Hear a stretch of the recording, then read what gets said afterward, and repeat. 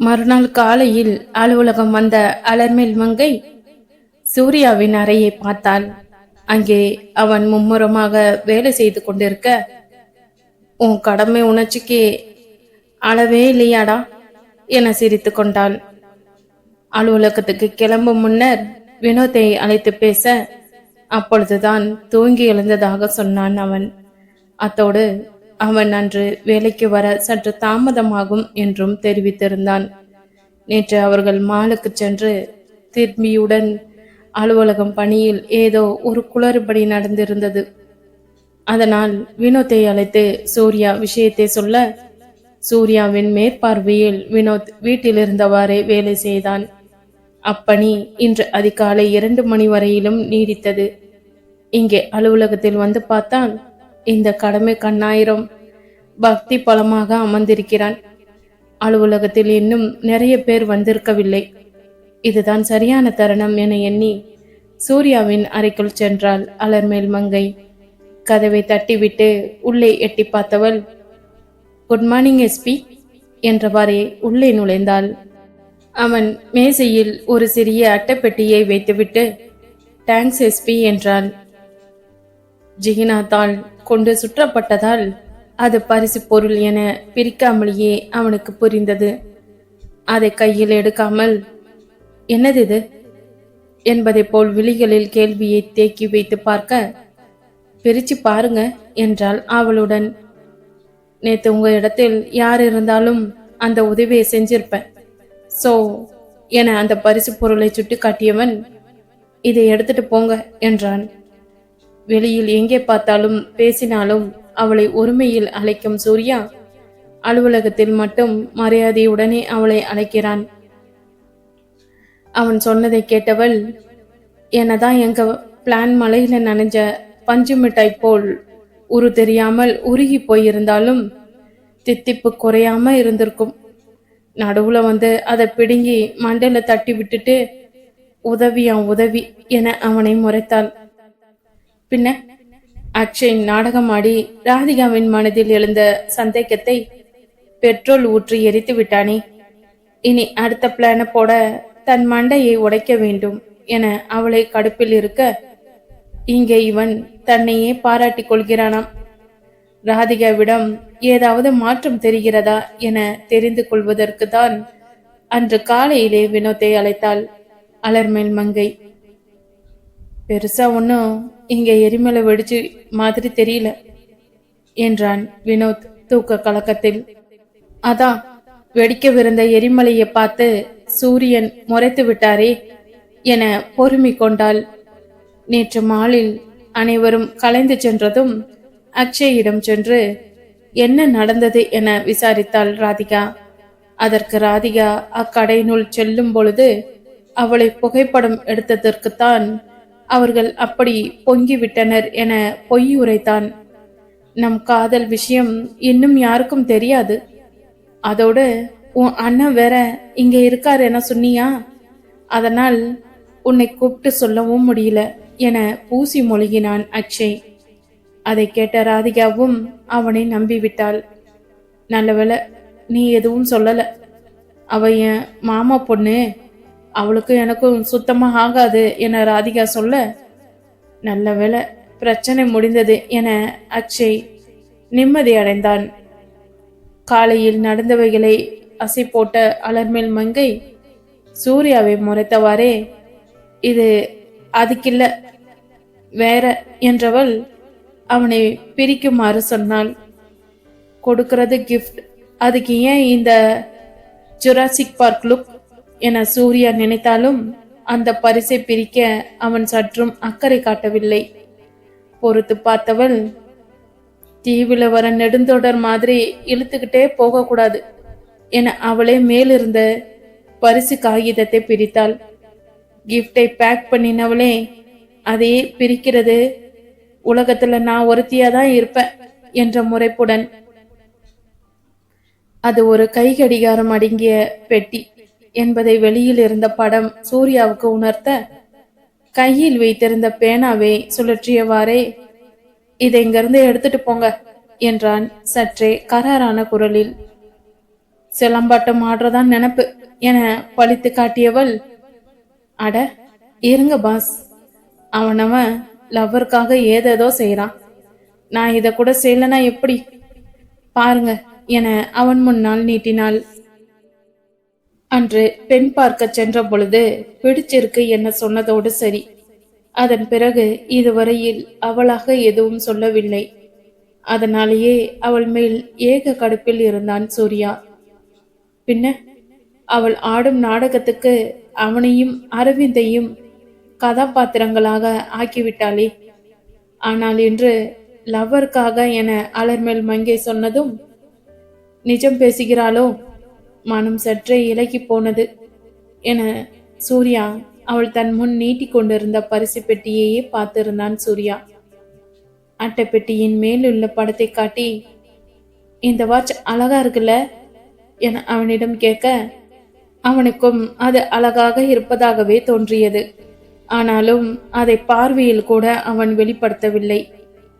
ஆனா பாருங்க, அந்த வாட்சை உங்ககிட்ட இப்ப கொடுத்தா எப்படியும் குப்பை தொட்டியில தான் போடுவீங்க, அதான் வெறும் அட்டைப்பெட்டியே கொடுத்தேன்.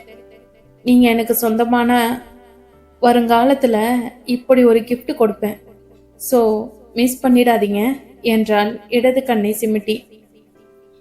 அவளை முறைக்க நினைத்து வெற்றிகரமாக தோற்றான் சூர்யா.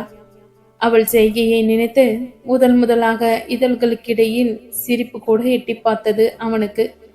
அதை அடக்கி கொண்டு, நீ ஏன் இப்படியெல்லாம் செய்யற என்றான். அவனையும் அறியாமல் ஒருமைக்கு தாவி இருந்தான். ஐயையோ ஐயையோ பிடிச்சிருக்கு என அவள் சன்ன குரலில் அவனை சீண்ட, இப்பொழுது கட்டுக்கு அடங்காமல் அவனுக்கு கோபம் தலைக்கேறியது. அவள் பாடிய பாடலால் அல்ல, அந்த பாடலை வெளிப்படுத்திய குரலால். நீ பேசினாலே கேட்க முடியல, இதுல பாட்டு வேறையா, சகிக்கல, முதல்ல ஸ்ருதியோடு ஒழுங்கா பாடு என்றான் அவளை கண்டிக்கும் குரலில். சரிங்க ஏஆர் சார், இனிமே பாடல, வேணா வைரமுத்து சார் மாதிரி கவிதை வாசிக்கிறேன், இல்ல நீங்களே எனக்கு கிளாஸ் எடுத்தாலும் ரெடி என்றாள் குறும்பு பாவனையுடன். சொன்னா புரியாதா, நான் சீரியஸா பேசிக்கிட்டு இருக்கேன், ஆனா நீ திருந்த மாட்ட என உண்மையில் வலது கை கொண்டு தலையில் அடித்து கொண்டவனுக்கு இது என்ன என்று வரையறுக்க முடியாத உணர்வொன்று இதயத்தில் விரவி அவனை ஆட்டி வைத்தது. எவ்வளவுதான் திட்டி தீர்த்தாலும் நாய்க்குட்டியை போல் தன்னையே சுற்றி வருகிறாள் என்பதால் அவ்வுணர்வு எழுகிறதா என அவனுக்கு சத்தியமாக புரியவில்லை. தன் வாழ்வில் ஒரு அங்கமாக இருப்பவள் எப்படியெல்லாம் அவன் பின்னால் சுற்றி காதலை பொழிய வேண்டும் என கற்பனைகளை வளர்த்து கொண்டானோ, அப்படியெல்லாம் தன்னையே சுற்றி வருகிறாள் அலர்மேல் மங்கை. அவனுக்காகவே வேலையை மாற்றிக்கொண்டு வந்திருக்கிறாள் என்பது இப்பொழுது பளிங்கென புரிகிறது. அதற்காக அவன் காதலை பெற வேண்டும் என நாடிக்கத்தனமாக உயிரை விட்டு விடுவேன், நீ இல்லாமல் நான் இல்லை என்று அழுது ஆர்ப்பாட்டம் செய்யாமல் இயல்பாக நடந்து கொள்கிறாள். வார்த்தைகளால் அல்லாமல் காதலை சிறு சிறு செய்களால் புரிய வைக்க முயல்கிறாள். அவனின் எதிர்பார்ப்பும் அதுதானே, அவனும் அப்படித்தானே இருந்தான். ஆனால் எங்கே பிழை செய்தான்? அவனுக்கு இன்று வரையிலும் அது பிடிபடவில்லை. அலர்மேல் மங்கையை பற்றி நினைக்க ஆரம்பித்தவன் வாள் பிடித்து மெல்ல பின்னால் நகர்ந்து அவனின் கடந்த கால காதலில் போய் விழுந்தான். உடனே அவன் மனதில் உள்ள ரணம் கீறப்பட்டு அவன் வலியை அதிகரிக்க செய்தது. கூடவே எதிர்மறையான எண்ணங்களில் தாக்கமும் அதிகரித்தது. அலர்மேல் மங்கையின் இந்த விளையாட்டு குணமே இப்பொழுது அவளின் காதலை சந்தேகிக்க வைக்கிறது. உண்மை பேசுகிறாளா இல்லையா என அவனை குழப்பமடைய செய்கிறது. அத்தோடு அவன் வழியை மறந்து இவள் காட்டும் வழியில் எளிதாக போய்விட முடியுமா என்ன? அதன் பிறகு சூர்யாவால் அமைதியாக இருக்க முடியவில்லை. சூரியனை நேரடியாக கொண்டு வந்து அவன் நெஞ்சில் தள்ளி கதவடைத்தது போல உள்ளம் தீப்பற்றி பொசுங்கி கருகியது. எதுவும் பேசாமல் கதவை நோக்கி கையை நீட்டினான். போடா டேய் என சத்தமாகவே முணுமுணுத்து கொண்டவள் தான் கொண்டு வந்து வெற்று அட்டை பெட்டியை எடுத்து கொண்டவள், என் அனுமதி இல்லாம என் இதயத்துல வாடகைக்கு வந்துட்டு இது வரைக்கும் ஒரு பைசா வாடகை தரல. இப்ப விடுறேன். ஆனா இதுவே தொடரும் என நினைக்காதீங்க என சொல்லிவிட்டு நகர்ந்தாள். ஆனால் மறுநாளே சூர்யாவின் கோபம் அந்த விண்ணை தொடும் அளவுக்கு வேறொன்றும் நிகழ்ந்தது. மறுநாள் காலையில் அலுவலகம் வந்த சூர்யாவை அவன் டேபிளில் இருந்த பரிசு பட்டி ஹலோ என சொல்லி வரவேற்றது. இன்று எந்த வெறும் பெட்டியை வைத்து காட்டியிருக்கிறாளோ என்று ஆர்வத்துடன் புன்முறுவலுடனும் அதை திறந்து பார்த்தான். ஆனால் அதில் நேற்று காற்றிய கடிகாரத்தை விடவும் விலை உயர்ந்த அழகிய கடிகாரம் ஒன்று இருப்பதை பார்த்ததும் படக்கென்று தூக்கி டேபிளில் போட்டான். அப்பொழுதுதான் அந்த பெட்டியுடன் இணைக்கப்பட்டிருந்த காகிதம் கண்களில் பட அதை பிரித்து பார்த்தான். அதில் என் சூர்யாவுக்கு உங்கள் ஜோ என எழுதியிருக்க நான்சென்ஸ் என பல்லை கடித்தவாறே அதை கசக்கி அறையில் விட்டெறிந்தான். நேற்றே அவளை கண்டித்திருந்தால் இன்று மீண்டும் இப்படி ஒரு செயலை செய்திருக்க மாட்டாள். என்ன நினைத்து கொண்டிருக்கிறாள்? அதுவும் வேலையிடத்தில். சுனாமி அலையாய் எரிச்சல் பொங்க அடுத்த நொடி அலர்மல் மங்கைக்கு அழைப்பு பறந்தது. வந்தவுடன் என்னை பார்க்க வேண்டும் போல் ஃபீல் பண்ணியிருப்பானோ என ஒரு நொடி ஆகாயத்தில் கோட்டை கட்டிய அலர்மேல் மங்கை, அப்படியெல்லாம் ஃபீல் பண்ணிட்டா அப்புறம் மிஸ்டர் சூரியன் மேற்கே இல்ல உதிப்பார் என அவள் கட்டிய கோட்டையை கலைத்து சரித்து விட்டு மலர்ந்த முகத்துடன் சூர்யாவின் அறைக்கு சென்றாள். அவள் உள்ளே நுழைந்ததும் என்ன இது என அவன் முன்னால் தூக்கி போட்ட கை கடிகாரத்தை பார்த்து கேட்க, அதை பார்த்தவள் நல்லா இருக்குல்ல என்றாள். இங்க பாரு, நான் சூர்யா என்கிறதால உடனே நீ ஜோதிகா ஆகிட முடியாது. படம் பார்த்து இப்படியெல்லாம் பதற்றாம போய் உருப்புற வழிய பாரு என்றான் வார்த்தைகளில் காரத்தை பூசி. என்ன உளறுகிறான் என குழப்பமாக அவனை பார்த்தார் என பரிகாசமாக பதில் தரவும் மறக்கவில்லை. வேலை பார்க்குற இடத்துல ஒழுங்கா வேலையை பாருங்க. இனி இது மாதிரி ஏதாவது நடந்தா உங்களை பத்தி கம்ப்ளைண்ட் பண்ணுவேன். போங்க, போய் ஒழுங்கா வேலையை கவனிங்க என மீண்டும் தொழில்முறை நிமித்தம் மரியாதையை கடைபிடித்தான். கோபத்தில் யாரை திட்டுவது என தெரியாமல் சீக்கிரம் அலுவலகம் வந்த அவளை அழைத்து வைத்து அறிவுரை வழங்குகிறான் என நினைத்து மண்டையை உருட்டி கொண்டு திரும்பினாள் அலர்மேல் மங்கை.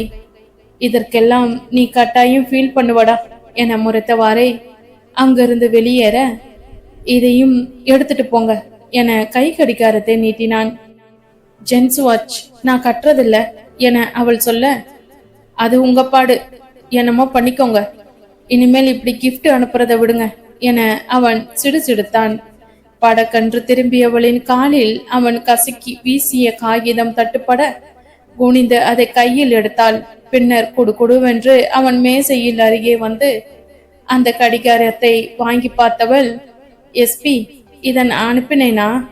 இப்படியெல்லாம் பட்டிக்கிட்ட மட்டும் போட்டு கொடுத்துறாதீங்க, அப்புறம் என்னை வீட்டை விட்டு துரத்திடுவாங்க. போறதுக்கு வேற இடம் இல்லாம உங்க வீட்டு கதவை தான் நான் தட்ட வேண்டி வரும்.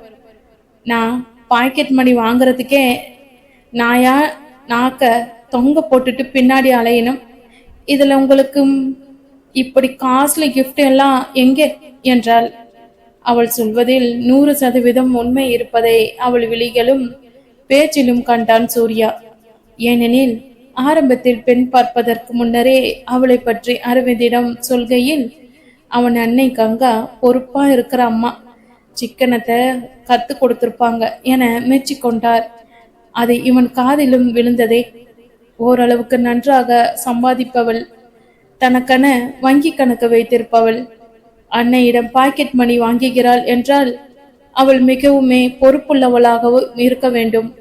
அந்த நிமிடம் அவன் மனதில் அவள் சற்றே உயர்ந்து போனாள் என்றே சொல்லலாம். அதோடு அவளது நேர்மையும் அவன் அறிந்ததே. அவள் செய்திருந்தால் ஆமாம் என உடனே தைரியமாக ஒத்துக்கொண்டிருப்பாள். அப்போ இதை நீ அனுப்பலையா என யோசனையுடன் சூர்யா கேட்க, கையில் வைத்திருந்த அவன் கசங்கி வீசிய காகிதத்தை பிரித்து படித்தாள் அலர்மேல் மங்கை. அடுத்த நொடிய சன்னமாக விசில் அடித்தவள், நம்ம ஆபீஸ்ல யாரோ ஒரு ஜோதிகா உங்களுக்கு ரூட் விடுறாங்களா? ஆனா ஒண்ணு, இப்படி காஸ்ட்லி கிஃப்ட் பார்த்து மயங்கிடாதீங்க. நான் அதற்கு முன்னாடி லைன்ல இருக்கிறது ஞாபகம் இருக்கட்டும். என அந்த காகிதத்தை அவன் மேஜையின் மேல் வைத்து அதன் சுருக்கங்களை நீவி விட்டாள். அடங்க மாட்டியா நீ? முதல்ல இங்கிருந்து கிளம்பு என அறக்கதவை நோக்கி கை நீட்டினான் சூர்யா. பின்ன அவனே இங்க மண்டையை பீத்து கொண்டு இருக்க சற்றும் அசராமல் இப்படி பேசுகிறாளே என அயர்ந்து போனான்.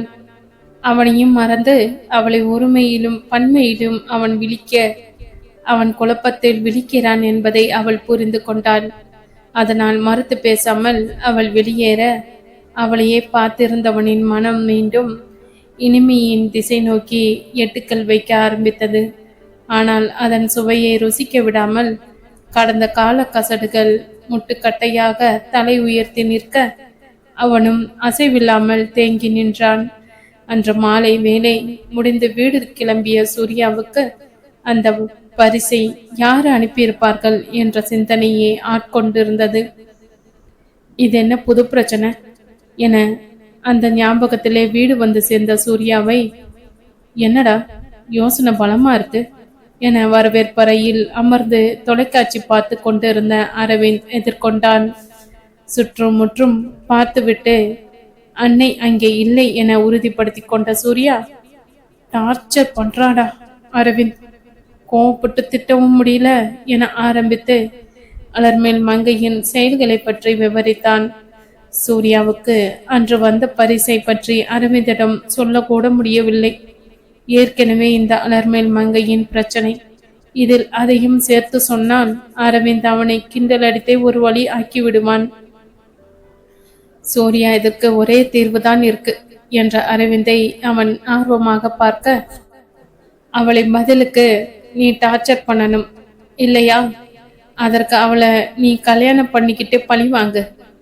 கதை சினிமால எல்லாம் அப்படித்தானே வருது என்றான் தீவிரமாக.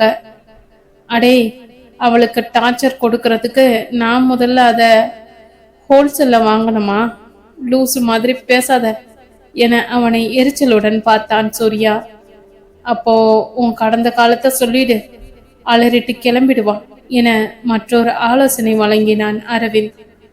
இது நல்லா இருக்கே என நினைத்த சூர்யா, சொன்ன போயிடுவாளா என தன் சந்தேகத்தை முன்வைக்க, முயற்சி திருவினையாக்கும் என்றான் அரவிந்த். ஒரு வழியாக சூர்யாவின் கடந்த காலத்தை அலர்மேல் மங்கையிடம் சொல்லியாகிவிட்டது. அப்பாடா என ஆசுவாசப்பட்டு கொண்டான் அரவிந்த். அரவிந்துக்கு இந்த விஷயம் வேறு மனதில் உறுத்தி கொண்டே இருந்தது. என்னதான் அலர்மேல் மங்கை அவள் முடிவில் உறுதியாக இருந்தாலும் சூர்யாவின் கடந்த காலத்தை பற்றி அறிய நேர்கையில் அதே உறுதியுடன் இருப்பாளா என தெரிய வேண்டியிருந்தது. அதுவும் உடனே. காலம் கடந்துவிட்ட நிலையில் தெரிய நேர்ந்தால் பின் விளைவுகள் எதிர்மறையாக இருக்கும் பட்சத்தில் சூர்யா காயப்பட்டு போவான். சூர்யாவின் மனம் கண்டிப்பாக இன்னொரு தோல்வியை தாங்கும் சக்தி இழந்து விட்டிருந்தது. இன்னொரு முறை அவன் மனதை கொள்ள ஒரு சகோதரனாக அரவிந்த் எக்காலத்திலும் விடமாட்டான். அரவிந்த் யோசனைப்படியே சூர்யா தன் கடந்த காலத்தை அலர்மேல் மங்கையிடம் சொன்னான். அதுவும் மறுநாளே. ஆனால் அது அவனுக்கே மேலும் தலைவலியை இழுத்து வந்தது. மறுநாள் அலுவலகம் வந்த அலர்மேல் மங்கையிடம், உன்கிட்ட கொஞ்சம் தனியா பேசணும் என சூர்யா சொல்ல, அவள் முகம் சூரியனை கண்ட தாமரையாய் மொட்டா விழுந்தது. அதை கண்ட சூர்யா உடனே கற்பனை செஞ்சு காம்ப்ளான் குடிக்காத என்றான் அவசரமாக. உன்னை வச்சுட்டு ஒரு பிளான் கூட உருப்படியா போட முடியல, இதுல காம்ப்ளான் குடிச்சிட்டாலும் என மனதுக்குள் நொடிந்து கொண்டாள் அலர்மேல் மங்கை. ஆனாலும் அன்று மாலையில் அவனை சந்திக்கவென அருகில் இருந்த பூங்காவுக்கு உற்சாகமாகவே சென்றாள். சூர்யா ஏற்கனவே அங்கே சென்று காத்திருந்தான். அவன் அமர்ந்திருந்த பெஞ்சில் அவனுக்கு சற்று தள்ளி அவள் அமர, எவ்வித பூச்சு மொழிகள் எல்லாம் இல்லாமல் விஷயத்தை உடனடியாக ஆரம்பித்தான். அலர், எனக்கு காதல்ல இருந்த நம்பிக்கை சுத்தமா போயிடுச்சு. வீணா கற்பனைகளை வளர்த்துக்கிட்டு பின்னாடி கஷ்டப்படாத, உன் வாழ்க்கை தான் வீணாகும் என அவன் பேச ஆரம்பிக்க, அவளின் கண்கள் ஆச்சரியத்தில் விரிந்தன. இதுவரையில் அவளை அனைவரும் மங்கை என்று அழைத்தனர். அவள் தங்கையோ மேலும் ஒரு படி சென்று மங்கு சங்கு டெங்கு என அவளின் மனநிலைக்கு தக்கவாறு அழைப்பாள். இதுவரையில் யாரும் அவளை அலர் என்று அழைத்தது இல்லை. இவ்வளவு ஏன், அலர் என்றால் மலர் என பலருக்கும் அதன் பொருள் கூட தெரியாது.